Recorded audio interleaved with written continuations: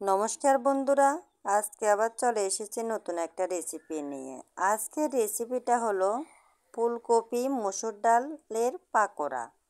আপনারা তো অনেক ধরনের পাকোড়া খেয়েছেন এবং বানিয়েছেন। আমি আজকে কিভাবে ফুলকপি মসুর ডাল দিয়ে পাকোড়া বানাবো তা আপনাদেরকে দেখাচ্ছি। শীত থাকতে থাকতে এই ফুলকপির পাকোড়া মসুর ডাল দিয়ে একবার বানিয়ে খেয়ে দেখুন, খুবই মজা লাগবে। ফুলকপি আমি ছোট ছোট করে টুকরো করে কেটে নিয়েছি, ধুয়ে ভালো করে পরিষ্কার করে নিয়েছি। এবার আমি চুলোতে জল বসিয়ে দিলাম। ফুলকপি আমি ভাপিয়ে নেব।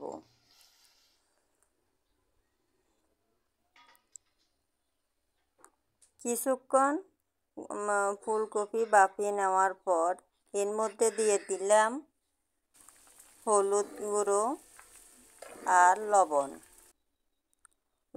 হলুদ গুঁড়ো দিয়ে কিছুক্ষণ আমি ভাপিয়ে নিচ্ছি।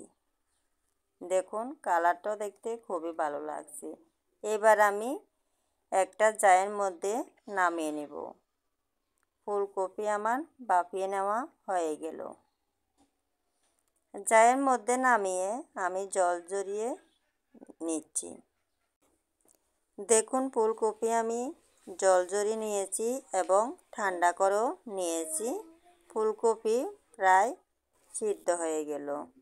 এবার এর মধ্যে দিয়ে দিচ্ছি আমি দুটো পেঁয়াজ কুচি আর দিয়ে দিচ্ছি দুটো কাঁচামরিচ কুচি। এর মধ্যে এবার দিয়ে দিলাম আদা রসুন বাটা।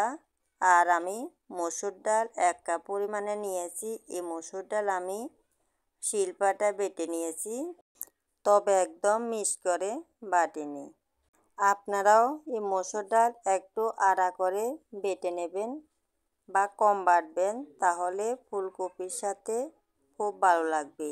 এবার আমি এখানে দিয়ে দিচ্ছি 1 চামচ পরিমাণে হলুদের গুঁড়ো, স্বাদ মতো লবণ, জিরের গুঁড়ো 1 চামচ, ধনিয়ার গুঁড়ো 1 চামচ আর দিয়ে দিলাম কাঁচা ধনিয়া পাতা কুচি আর দিয়ে দিচ্ছি এখানে মোটা জিরে। এবার আমি হাত দিয়ে ভালো করে সব উপকরণ মাখিয়ে নেব। এমনভাবে মাখিয়ে নিতে হবে যাতে সবগুলো একসাথে মিশিয়ে যায়।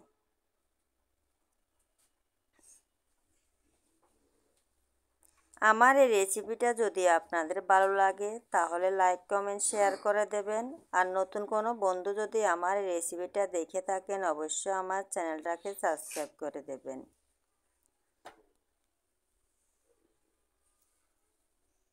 এভাবে হাত দিয়ে ভালো করে মাখিয়ে নিয়েছি দেখুন। এবার এইখানে আমি দিয়ে দিচ্ছি 1 কাপ পরিমাণে চাউলের গুঁড়ো। চাউলের গুঁড়ো দিলে এই পাকোড়া একদম মচমচে হবে। আপনারা এখানে বেসনও দিতে পারেন, আমি এখানে চাউলের গুঁড়ো ব্যবহার করেছি। এভাবে আমি আবারও চাউলের গুঁড়ো দিয়ে ভালো করে মাখিয়ে নিয়েছি দেখুন। এবার আমি এই পাকোড়া কীভাবে বানিয়ে নিচ্ছি তা দেখাচ্ছি। আমি এই পাকোড়া বানিয়ে নিচ্ছি বড়া আকারে। দেখুন আপনারা যেরকম ইচ্ছা সেরকমভাবে শেপ দিয়ে বানিয়ে নিতে পারেন। দেখুন আমি একদম সুন্দর করে বানিয়ে নিয়েছি, দেখতেও খুব সুন্দর লাগছে। এভাবে আমি আরেকটা পাকোড়া বানিয়ে দেখাচ্ছি দেখুন। আপনারা ইচ্ছা করলে লম্বা আকারও বানিয়ে নিতে পারেন, যার যেরকম ইচ্ছে সেরকম করে বানিয়ে নিতে পারেন। এভাবে আমি আরেকটা পাকোড়া বানিয়ে নিয়েছি। দেখুন আমার সব পাকোড়াগুলো বানিয়ে নেওয়া হয়ে গেল।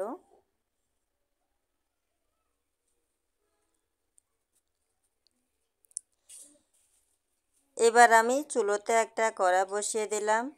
কড়াইটা গরম করে নিয়েছি। এরপর আমি তেল দিয়ে দিলাম। তেল ভালো করে কড়াইয়ের সাথে নাড়িয়ে চাড়িয়ে গরম করে নিচ্ছি। দেখুন তেল গরম করে নিয়েছি। এবার আমি এখানে দিয়ে দিচ্ছি ফুলকপির পাকোড়া। এক এক করে আমি 4-5টা পাকোড়া আমি তেলের মধ্যে দিয়ে দিলাম। পাকোড়া তেলের মধ্যে দেওয়ার আগে অবশ্যই তেল ভালো করে গরম করে নিতে হবে। তেল যদি গরম ভালো করে না হয় তাহলে পাকোড়া লেগে যেতে পারে। দেখুন পাকোড়ার এক পাশ প্রায় হয়ে গেল, আমি উল্টিয়ে দিচ্ছি। যদি তেলটা ভালো করে হয় তাহলে কড়াইয়ের সাথে একদম লাগবে না। আর প্রথমে পাকোড়া উল্টিয়ে দেওয়ার সময় একটু সাবধানে উল্টিয়ে দিতে হবে যাতে পাকোড়া ভেঙে না যায়।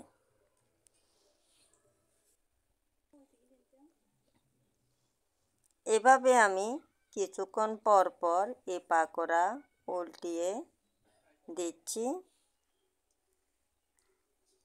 পাকোড়া আমি একদম বাদামি কালার করে ভেজে নেব, তাহলে খেতেও খুব ভালো লাগবে, একদম মুচমুচে হবে।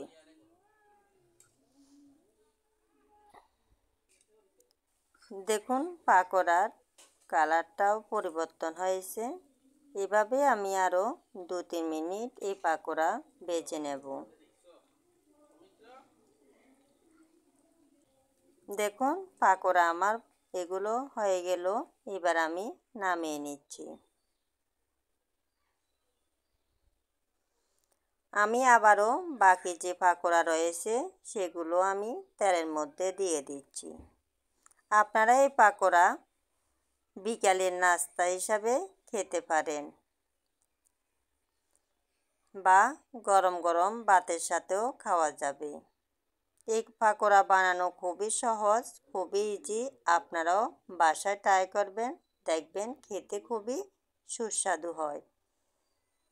এই রেসিপিটা খুবই হেলদি, ছোট বড় সবাই খেতে পারবে। দেখুন এই পাকোড়াগুলোরও এক পাশ হয়ে গেল, আমি উল্টিয়ে দিচ্ছি। একদম বাদামি কালার করে ভেজে নিচ্ছি। দেখুন কালারটাও দেখতে খুব ভালো লাগছে। এই পাকোড়া মুচমুচে করে ভেজে নিলে খেতেও খুব ভালো লাগে।